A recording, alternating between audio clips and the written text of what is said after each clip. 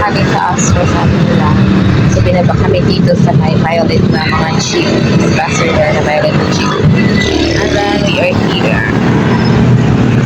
Hi guys! Another day, another vlog. So, ngayon nga ay sinundo na kami ni Atine at pupunta kami ngayon sa store kung saan nagtatrabaho si Ate. Yes po, tama po yung narinig nyo. Pupunta po tayo ngayon kay Ate. At speaking of Ate, alam nyo ba na ang araw na ito ay ang kanyang kaarawan? Oops! Hindi nyo alam. So ngayon, alam nyo na. Kaya naman, iso-surprise natin siya. Si Ria. Si Ria po. Si Alria.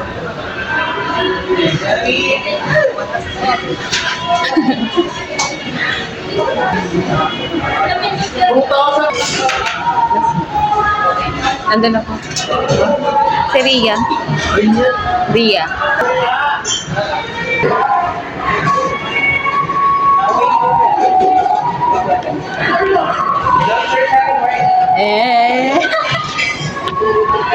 Happy birthday! Ano yung Mario? Kanatini. Kanatini. Ano sa gawas? Ato ka magandang kanta mo? Nakakakilig naman. Alam nyo ba na ang sarap sa pakiramdam nung makita ko siya, ang saya-saya niya kahit sa simpleng cake lang na yan at kahit wala pa yung kandila, no? Dahil wala naman talaga nakatigid na kandila. At alam nyo ba na super blessed ako dahil nagkaroon ako ng mababait na mga angkan.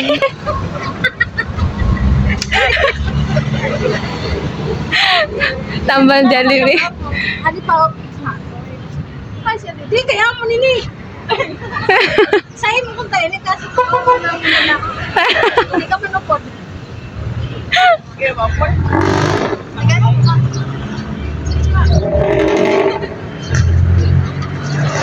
At ayun na nga, dahil may trabaho siya at ayaw niya rin sumama, kaya kami na lang muna yung maliligo sa Villa Alfredo.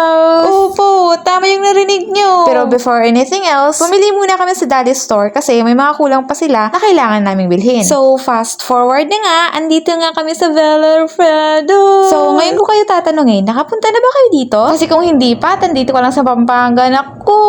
Dapat hindi mo to palagpasin. At alam nyo ba, nasa entrance pa lang kami at super ganda niya. Opo, tama po yung narinig nyo at yung nakikita nyo. Sa pagdating nga namin ito, ay puno na yung parkingan ng mga sasakyan sa loob. Kaya naman sa labas na kami nagparking, no? Sa nakikita naman ninyo, nang dami talagang mga tao. Hala, ang saya. At alam nyo ba na sa entrance pa lang ay marami ng staff ang sasalubong sa'yo, no? Dahil sila na nga yung nagdadala ng mga gamit at pagkain mo. Pero bago ka muna makapasok sa loob, kukuha ka muna ng ticket at dito ka na din pipili ng cottage sa kubong ito. At dito nga ay nilibre kami ng kapatid ko ng kasi namin, no? Dahil siya naman yung may trabaho. At ito na nga at nilalagyan na nga kami ng wristband, no? Para naman makapasok na kami. At opo, andito na kami at papasok na nga kami. So ito nga pala yung entrance view, no? Ang ganda, diba? Alam nyo ba, nang dami talaga ngayong tao. At sa pagkakarinig ko nga, ay punuan ngayon ng mga cottages. Opo, tama po yung narinig nyo. Paano ba naman kasi? Ang ganda naman kasi, diba? Itong sumusunod pala sa akin na nakashade, siya yung kasi namin na nanlibre sa amin, no? Kaya naman salamat. Alam mo ba, nasulit yung panglibre mo sa amin. Entrance pa lang, super big thumbs up na talaga. Hoy, ang OA. Pero totoo naman talaga. At pakarating nga namin ng cottage, maya-maya, nilibot na agad kami nitong kaibigan ni Natini, no? Dahil nalaman nila na first time namin pumunta dito, no? Kaya naman ayun, nilibot agad kami. Salamat po! Ang lawak ka nitong Villa Alfredo at hindi pa kami nagkakalahati sa aming pamamasyal, no? Pero full storage na yung cellphone ko. Hoy, ba't ganon? Dapat nakikisama ka naman, no? Dahil sayang talaga yung mga Instagrammable view dahil hindi ko na siya makaka-capture. Hoy, wag sana ganon. Pero wala naman tayong magagawa, no? Kaya tanggapin na lang natin. Tanggapin na lang natin na wala na siya. Hoy, ang Giselle, humuhugot na naman. Wag ganon. Wala tayong pera. Hindi, wala yung bayad. Walang bayad. Walang bayad. Ando lang. So, we're going to... may community. Tapos may... Yan yung katan. Tapos yung sa zipline. Oh. Diba? Oh, tara. Tara, where are we going now? Tara, Didio, sa bukad. Ngayon ba kita? Ay, di ka may stretch. Diba? Ha? Tapos nandito na tayo sa Botanical Garden. Char. Pretty garden. Nakaupay dito.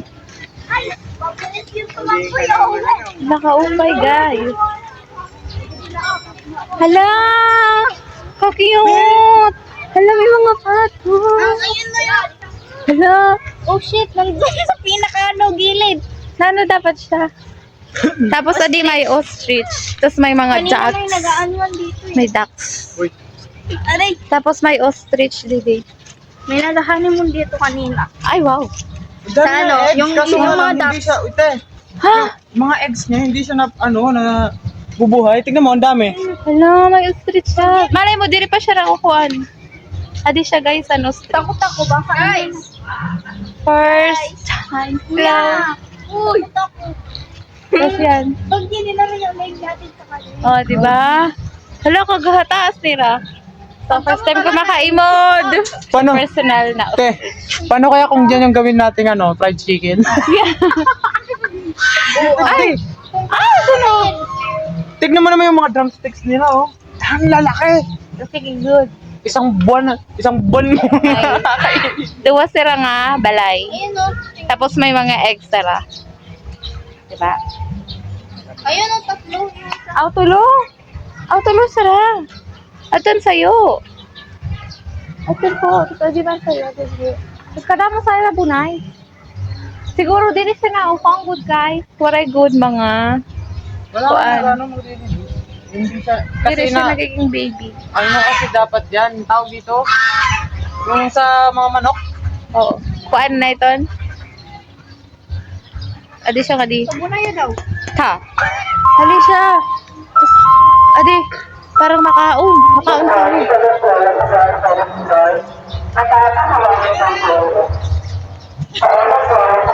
Okay, magbakaw. Diyan na. Nuktok ito na siya. Tara na kay Tadi baka anda. mamaya maano tayo ng stretch. Stretch. Stretch. Be, wait lang, papicture lang ako. Tapos adi. Oh, adi sila. Jacqueline. Tapos dapat may egg lahat sila. Ano? Chloe? May egg dapat sila. Ito, nag-ano nga dyan na. Ito kanina may nag-honeymoon na daw. Aw, anda. Kasi kwadto. Yung dalawa. Tara na. Tapos mag-picture kit dito. Alala. Pause mo. Hala, kaupay talaga dito guys. Makapay mag-pictorial for the photoshoot of the birthday. Like that. Oh, diba? Hala, kaupay dito.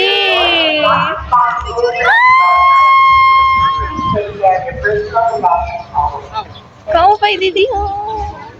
Hi guys! So ganda dito. Here. Hala, kaupay dito. Sagad. Uy, sana all! Sagad.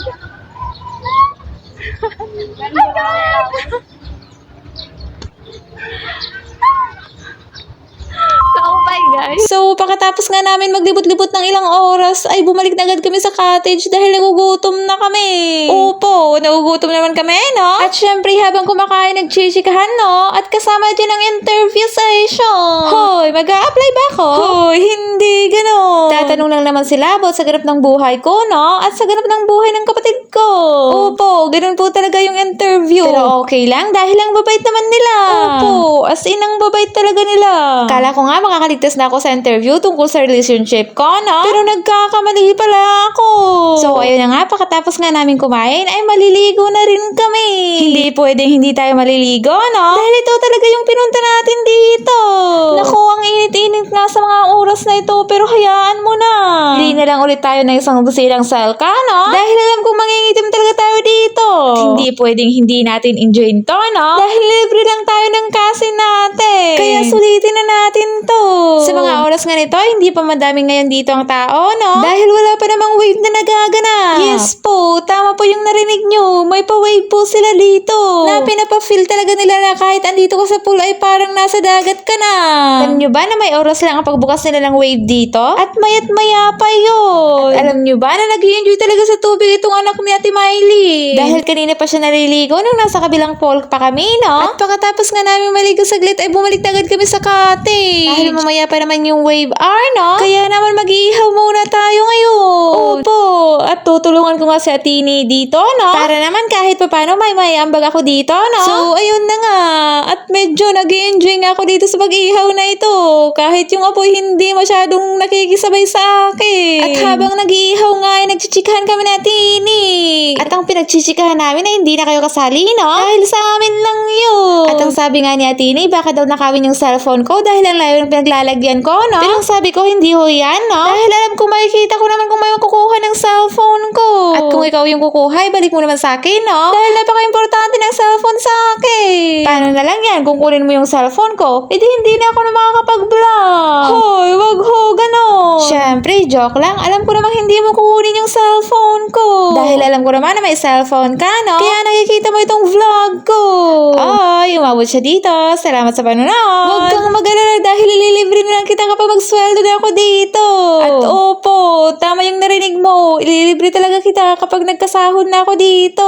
Pero ngayon, salamat lang muna. So, ayun na nga at maubos na nga yung pumaypay natin. At hindi pa nga naluluto yung iniihaw natin, no? Kaya nagpapabili na talaga sila ng petrolyo para mabilis yung pag-apoy. Pero sabi ko, kaya ko to, no? Girl Scout kaya ako. Hoy, ang Giselle, nagmamatapag na naman. Pero totoo po yun, no? At sa wakas, sa ilang minuto nating pag-iihaw, ay luto na ang ating iniihaw, no? At syempre, pagkatapos nating mag-ihaw, ay kumain muna kami. Dahil gutom na naman kami, no? At pagkatapos nga nating kumain, maya nga lang, ay lilibot na naman tayo sa Bella Alfredo's, no? At syempre, hindi mawawala ang pagkuha ng mga litrato. Dahil hindi pwedeng iisa lang yung litrato, kaya umaabot kami ng ilang minuto sa isang lugar lamang. Kaya yung mga kasama nga naming hindi mahilig kumuha ng mga litrato, ay medyo na-stress na. Dahil sabayan pa naman ng init, no? Kaya pagkatapos namin lumibot at kumuha ng mga litrato, ay naligo ulit kami, no? At dito na kami dumiretso, dahil ilang minuto na lang, ay magsisimula na ang wave hour. Kaya naman medyo dumarami na yung mga tao dito, no? Dahil nagsisidatingan na ang mga taong gustong maka-experience ng wave. At andito nga lang kami sa kilid, dahil hindi masyadong mainit dito. At sa mga oras nga nito, ay dahan-dahan nang pinapakilos ang wave, no? At nag-i-enjoy naman kami na parang walang waves sa lugar namin. Hoy, hindi ganon. Nag-i-enjoy din kasi ako habang pinagmamasdan ko yung mga taong hindi pa nakaka-experience ng dagat, no? Kaya hindi ko talaga ma-imagine kung gaano ako ka-bless. Kaya naman, salamat Lord, no? Dahil hindi mo talaga kami pinapabayaan. O, diba? Makikita naman ninyo na ang dami talagang mga tao.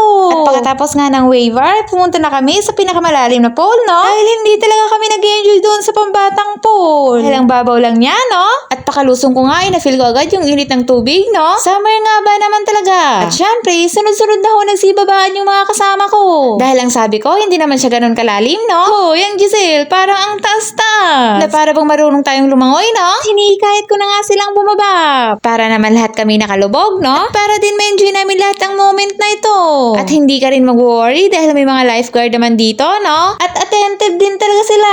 Dahil ginagawa talaga nila ang kanilang trabaho, no? Dahil meron talaga ditong matandang lalaki na napunta talaga siya sa pinakamalalim. At agad naman hinagising ng salbabida ng lifeguard na may tali, no? Pero sabi nung lalaki, okay lang daw dahil nagtatry lang daw siya, no? Hoy, wag ka magbiro ng ganyan. Marami kong napapahamak dyan. At sa mga oras nga niyan, ay gusto nga namin i-try yung slides, no? Kaso lang, pila-pila talaga ang mag-slides. Paano ba naman yan? Nakaka-enjoy kasi. Kahit matatanda na tayo, nag-i-enjoy pa rin tayo, no? Hoy, ang Giselle, hindi ka pa naman masyadong matanda, no? Sa totoo niyan, nababan pa nga tayo kapag nagla-live tayo sa TikTok, no? At hindi lang yan. Marami ding taong hindi makapaniwala sa edad kong to. Paano ba naman kasi yung face card malayo sa edad ko? Hoy, ang Giselle, nangarap na naman. Pero totoo naman yun, no? Kaya panindigan na lang natin. Nag-istorya sila?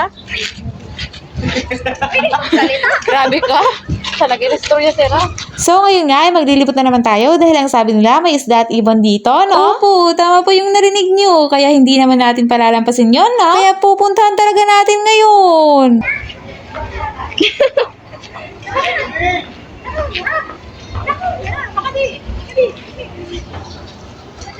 Hindi kita makita eh. Wala ka ba? Naiwan mo? Aquarium.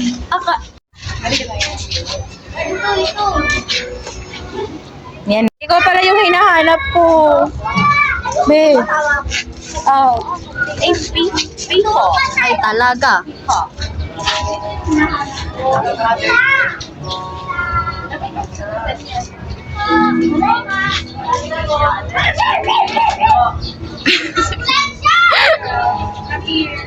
need you sound. Pick up pala. Parang nagbebeg eh. Bago, can I see your can I see your beautiful tayo?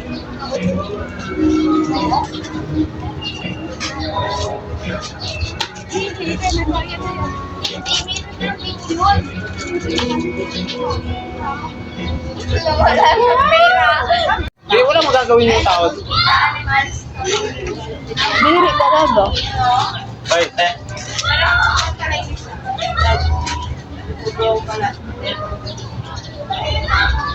With the animals daw to.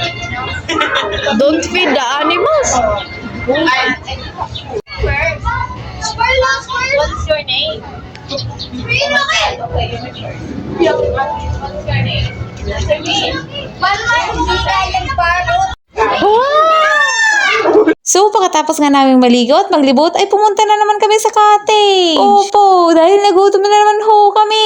Yung mga naiwan nga ay kumakanta lang sila at nagiinuman lang, no? Na para bang hindi swimming yung pinunta dito. At dyan nga, inaaya na naman ako nilang uminom, pero hindi talaga pwede.